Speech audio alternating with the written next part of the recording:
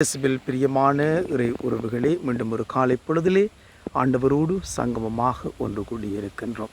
எல்லாம் வல்ல இறைவன் தந்தை மகன் தூயாவி உங்கள் அனைவரையும் நிறைவாக ஆசிர்வதித்து இந்த புதியதொரு நாளுக்குள் எங்களை அழைத்துச் செல்வாராக. இன்றைய இந்த நாளிலே ஆண்டவராகிய கிறிஸ்து எங்களுக்கு சொல்லுகின்ற வார்த்தைகள், நான் மற்ற ஊர்களிலும் இறை ஆட்சி பற்றிய நற்செய்தியை அறிவிக்க வேண்டும்.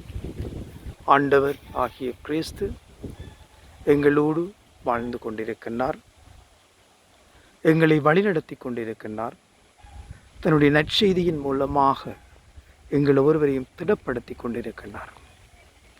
அநீதியும் அக்கிரமங்களும் அநியாயமும் உண்மையற்ற தனமும் நிறைந்த இந்த உலகத்திலே ஆண்டவர் எங்களுக்கு வழிகாட்டுபவராக இருக்கின்றார்.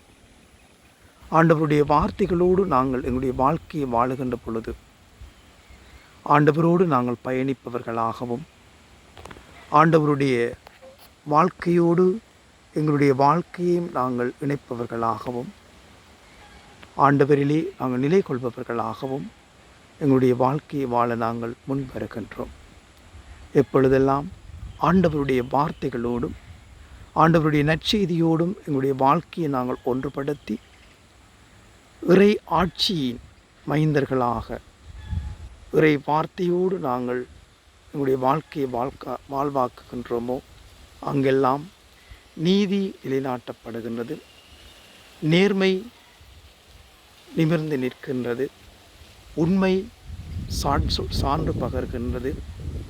எங்களுடைய வாழ்க்கை உண்மைக்கும் நீதிக்கும் நேர்மைக்கும் முதலிடம் கொடுக்கின்ற வாழ்க்கையாக மாற்றப்படுகின்றது.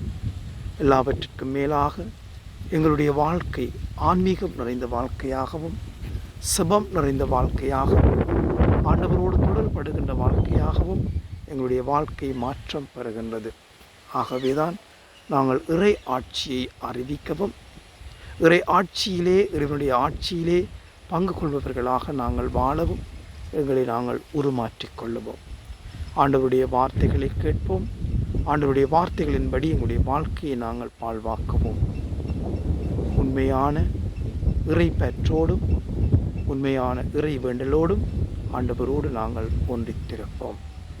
அன்னை மேரி மூலமாக ஆண்டவருடைய இறை அரசின் பாதையிலே நாங்கள் எங்களை வழிநடத்தி செல்வோம். அன்னை மேரி மூலமாக நாங்கள் ஒவ்வொருவரும் இறைவனின் அன்பு பிள்ளைகளாக வாழ ஒரு மாற்றம் பெறுவோம். எல்லாம் வல்ல இறைவன் தந்தை மகன் தூயாவி உங்கள் அனைவரையும் நிறைவாக ஆசிர்வதிப்பாராக.